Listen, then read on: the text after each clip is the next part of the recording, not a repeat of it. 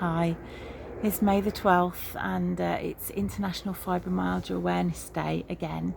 It's been a year since I did my first vlog post on YouTube about fibromyalgia. So I thought I'd just come on and give you a little update.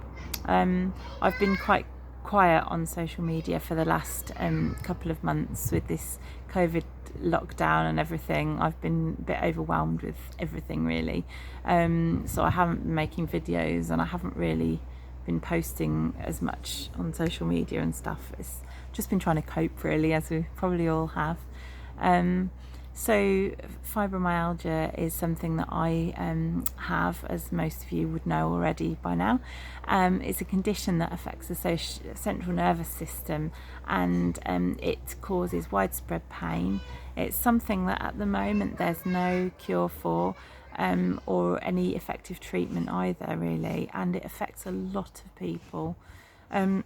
Excuse me, it's quite isolating because the condition has so many physical effects that means you often end up being isolated at home, which is, it's ironic at the moment that so many people are actually experiencing isolation and are struggling with it, because people with fibromyalgia, that's our kind of daily experience really for a lot of us, either being confined to home or even bed in a lot of cases.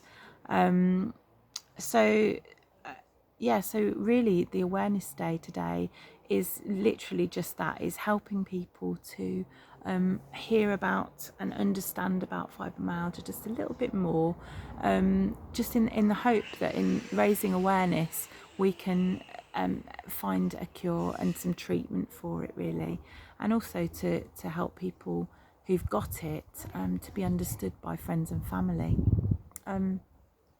So in terms of how I've been coping with the COVID-19 lockdown, as I say, I'm used to having to be at home a lot, but the things that have been different for me are having my family around all the time.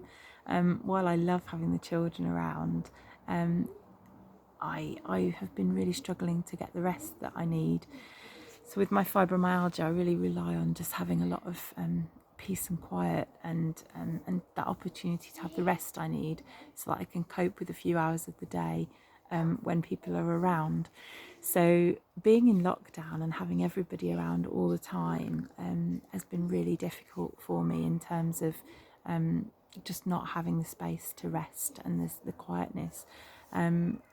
I've still been having the same sort of daily routines, but I think I've found it hard that my family have seen that more, because often, you know, they're at work and at school and don't really realise how much it affects me, and I can hide it really when people aren't around.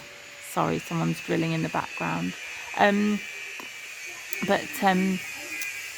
But yeah, it's been much more evident, I think, over the last few weeks. My mum's had to be here to help me to look after the children and help them with their schoolwork and things, because I can't cope with that on my own.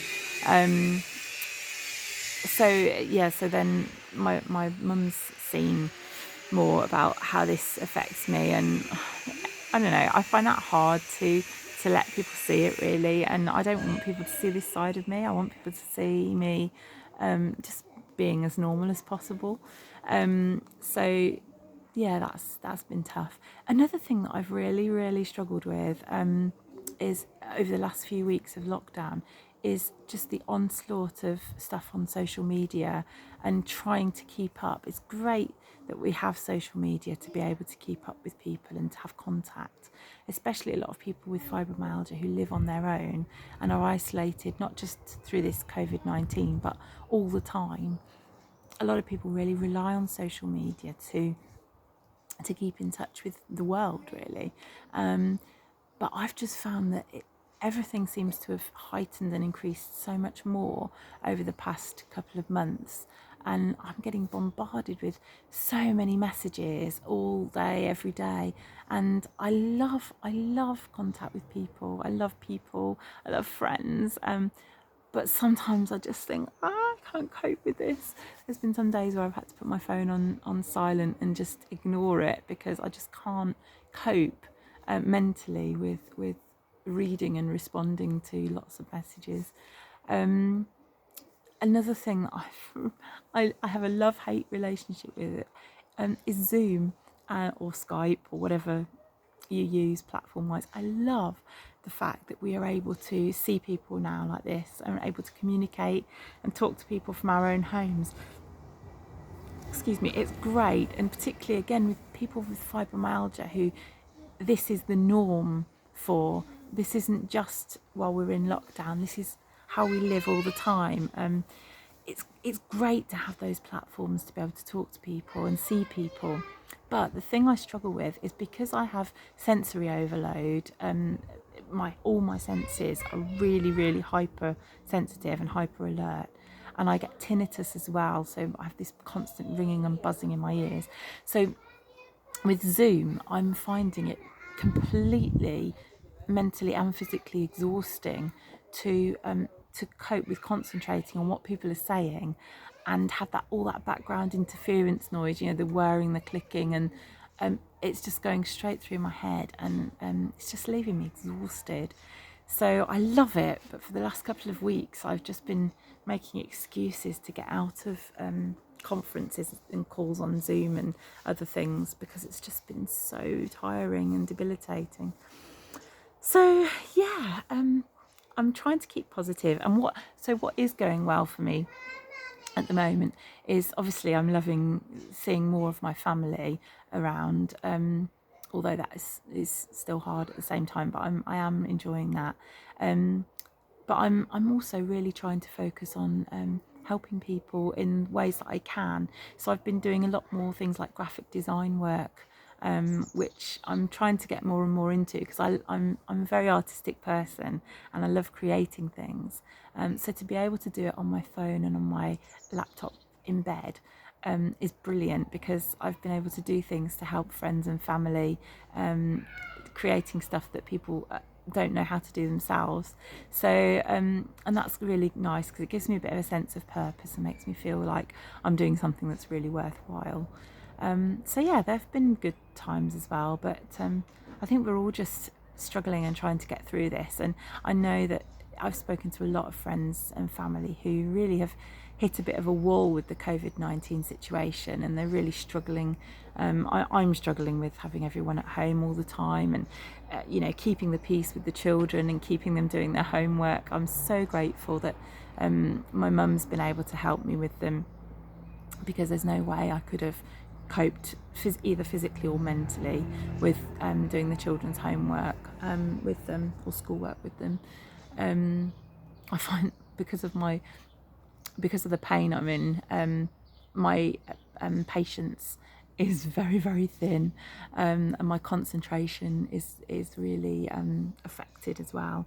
I get a lot of brain fog and I struggle to process information and understand it and retain it, and when the children are struggling with it and I'm struggling with it, it just my patience just can't cope.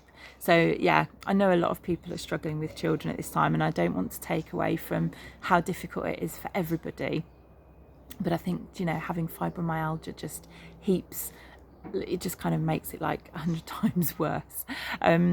So yeah, anyway, I'm not having a moan. All I'm saying is, this is how my life is at the moment, just giving you a bit of an update. And yeah, as it's Fibromyalgia Awareness Day today, please help us to raise awareness of this condition. If you can share this post or share any other posts about it on your social media, that would be really helpful.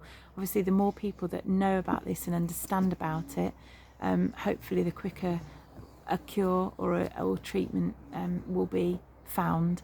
So that's the whole point of the awareness day today. There was one more thing I was going to say. Oh yeah, I was going to say, if you want to know any more about fibromyalgia and how it affects me even, please do message me or ring me, or I know I just said what I did about social media, but you won't be disturbing me, because if it is disturbing me, I won't reply to it straight away. So please do message me if you want to know more, and I've got some leaflets that I can send out to people or give people as well, which explains a bit more. But yeah, so I hope you're all doing well and managing to cope with all this lockdown and everything. I'm going to sign off now because I'm exhausted. I'm going to go and have a collapse in a heap, and I'll see you soon, hopefully. Bye for now.